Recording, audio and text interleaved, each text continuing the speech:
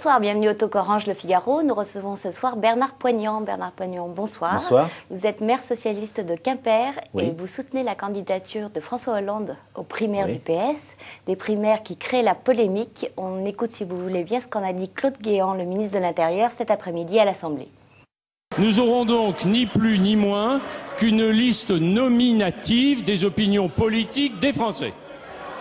Alors même que le vote est secret, alors même que la loi informatique et liberté déclare illégale la collecte de données personnelles qui pourraient faire apparaître des opinions politiques.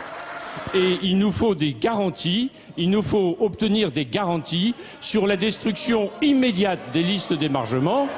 Et il faut s'entendre sur le mot immédiat. J'ai entendu un représentant du Parti socialiste qui disait qu'immédiat pour lui c'était plusieurs jours après. Immédiat c'est tout de suite et c'est sous contrôle. Bon, en fait, il évoque une espèce de détournement légal du secret du vote. Quelle garantie peut-on avoir que la destruction des fameuses listes sera immédiate? D'abord, on mesure bien l'intention de l'UMP relayée par le ministre de l'Intérieur. Il faut, au pire pour eux, au mieux, décrédibiliser ce système, décrédibiliser la méthode, donc introduire la suspicion. Moi qui suis maire, je suis un peu choqué de lire et d'entendre que je pourrais priver des citoyens de ma commune d'emploi, de logement, de subventions, perturber le déroulement de carrière des fonctionnaires territoriaux dont j'ai la charge. Je me sens blessé quand j'entends ça. Vous êtes un maire qui ne pratique aucune préférence politique pour les associations aucune, et pour le personnel municipal? Aucune, et jamais je ne l'ai fait, et je connais bien les élus de Bretagne. Vous pensez que c'est la règle moyenne en France? Non, je pense que ce n'est pas la règle générale, mais je ne suis pas élu partout, je suis un élu de Bretagne, et je peux garantir qu'en Bretagne, même les élus de droite, comme les élus de gauche, nous avons une tradition qui fait que nous ne tenons pas compte des opinions politiques pour l'attribution d'emplois, de logements et le recrutement de nos fonctionnaires. Alors, pour les primaires, ceux qui viendront ne seront pas obligés de laisser leur nom. Certains le feront avec leur adresse et leur contact, c'est volontaire. Et les listes dont parle le ministre de l'Intérieur, j'ai cru comprendre que la CNIL, le Conseil constitutionnel, la commission des lois, je crois, de différentes assemblées, ne voyaient pas d'inconvénient au déroulé des primaires.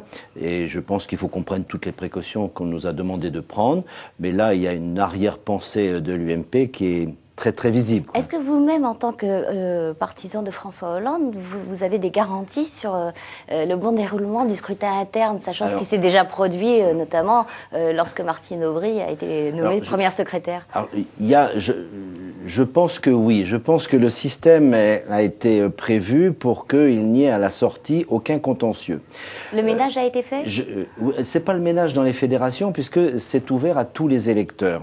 Donc il faut que le système... Oui, enfin, c'est les gens des fédérations qui contrôlent et qui organisent le scrutin. Normalement, les gens viendront voter dans les bureaux prévus. Il y a d'ailleurs une formation des personnes qui tiendront ces bureaux. Le décompte se fera. Il y aura un président de bureau avec des assesseurs, un peu comme donc le système. Vous ne craignez pas la fraude? Je ne la crains pas. Je pense en tout cas qu'il faut être extrêmement strict partout en France pour qu'il n'y ait aucun contentieux. Ça, c'est très important pour le candidat qui en sortira.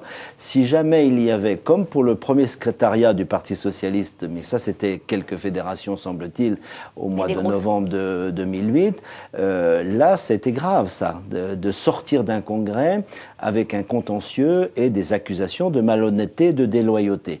Bon, c'était une élection interne, ça concernait que les adhérents. Là, c'est autre chose. Hein, c'est une sorte de préliminaire de l'élection présidentielle. Donc, il faut que chacune de nos fédérations, chacun de nos responsables ait en lui-même cette conscience de l'extrême gravité si jamais il y avait des comportements délictueux et des contentieux qui en sortent. Ça, ce serait très grave parce que ça affaiblirait d'entrée de jeu notre candidat. Mais j'ai confiance dans les élus socialistes et les militants socialistes que je connais. Et est-ce que le fait que Martine Aubry attende pour se prononcer, c'est loyal, c'est de bonne guerre, ou est-ce que ça témoigne d'une indécision, d'un manque d'envie? Sa situation est différente de celle de François Hollande, puisque Martine Aubry, jusqu'au 15 mai, n'était pas candidate. Martine Aubry, comme Dominique Strauss-Kahn et Laurent Fabius, avaient un pacte de motion. Et donc, ils avaient, Fabius l'a d'ailleurs dit très clairement, un ordre de candidature. 1 Strauss-Kahn, 2 Aubry, 3 Fabius. Il l'a dit, c'est pas moi qui invente les choses. Ça veut dire qu'aujourd'hui, si elle était candidate, elle serait candidate par défaut? Je ne sais pas si elle est par défaut, je ne vais pas répondre à sa place. Et ce qui est certain, c'est qu'elle n'était pas candidate jusqu'au 15 mai. Elle l'avait dit à son entourage. Je vais vous poser la question autrement. Est-ce qu'on peut s'improviser candidate quand au départ on n'était pas parti pour? Moi, je ne pense pas. Une des raisons de mon soutien et de l'accompagnement que je fais à François Hollande, c'est parce que je le sens déterminé dès le congrès de Reims. Il a décidé d'entamer ce parcours présidentiel. À l'époque, on lui posait sans arrêt les questions, irez-vous jusqu'au bout? Bon, il répondait, mais moi je savais bien que la question ne se posait pas, quels que soient les candidats.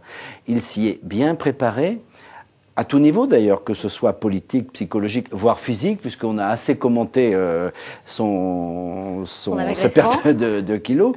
Donc il est très préparé, très déterminé. Il s'est inscrit dans la peau d'un candidat de la gauche à l'élection présidentielle, puis, en cas de victoire, de l'exercice présidentiel de ce mandat.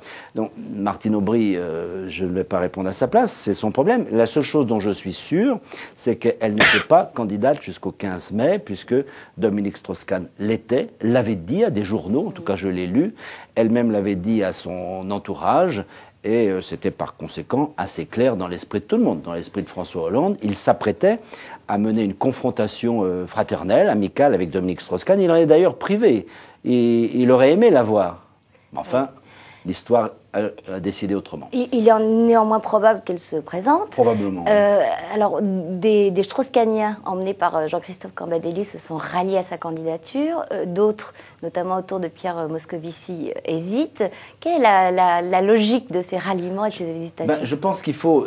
D'abord, c'est eux qui décident. Ils sont dans une motion de congrès. Ce n'est pas le cas de François Hollande. François Hollande a quitté cette logique. Il est dans une candidature pour la nation tout entière. Et qu'est-ce que vous diriez par exemple à Pierre Moscovici pour le convaincre de vous rejoindre? Je ne chercherai même pas à le convaincre, je lui dirais je te connais Pierre, nous avons été ensemble au Parlement européen pendant 3 ans, nous avons bataillé ensemble à l'intérieur du Parti socialiste depuis longtemps. Je te connais, il me semble que tu es plus en harmonie avec François Hollande, compte tenu de ton histoire, y compris du dernier congrès. Maintenant, à lui de faire ce qu'il décide. Du congrès et des idées, parce qu'il n'y a pas que les jeux d'appareil. Martine Aubry, vous l'avez rappelé, est engagée dans un pacte avec Laurent Fabius. Elle est plutôt alliée avec la gauche du Parti socialiste. Quelle est sa marge de manœuvre par rapport à cette aile gauche? Je ne sais pas comment elle va faire d'ailleurs, puisqu'elle va probablement annoncer sa candidature à compter du 28 juin. Conformément à ce qu'elle a dit, elle doit quitter le premier secrétariat, puisque le congrès de Reims avait décidé par sa motion que le premier secrétaire ne devait pas être présidentiel. Elle n'a pas le choix. Si elle tient sa parole, elle doit s'écarter du premier secrétaire. Enfin, moi, je considère que ce serait logique qu'elle le fasse.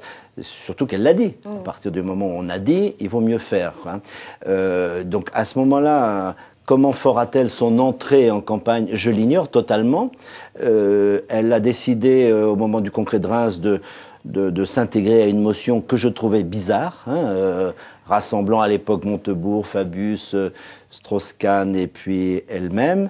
Je trouvais ça bizarre, je n'ai pas accompagné ce travail. Maintenant, il y a eu un événement assez exceptionnel qui est arrivé le 15 mai, qui bouscule les candidatures des uns et des autres et probablement les positionnements. Donc j'attends de voir ce qu'elle fera. C'est son choix, mais ça ne changera rien à François Hollande. Ouais. Absolument rien. Jean-Luc Mélenchon vient d'être choisi comme candidat par le Parti communiste pour le Front de gauche. Et François Hollande avait dit à son propos, une phrase qui a lui valu d'ailleurs d'être sélectionné par le jury du prix de l'humour politique, Mélenchon, ce qui est terrible, c'est qu'il a été socialiste toute sa vie et que toute sa vie, ça va le poursuivre. Que voulait-il dire par là? Il a été 31 ans membre du Parti socialiste. Est-ce que ça veut dire que c'est un mauvais candidat pour le PC et un bon pour le PS parce qu'il se ralliera facilement? Je pense que Jean-Luc Mélenchon a probablement analysé que dans l'histoire politique française, à gauche, il y a toujours eu un courant à base révolutionnaire. On dit maintenant à base plutôt radicale. Et que le Parti communiste, qu'il a incarné longtemps, est sur un déclin historique. Le NPA de Besançon a tenté à un moment donné, il a eu un peu de succès, y compris médiatique et voire électoral, de prendre ce relais. Ça ne marche pas.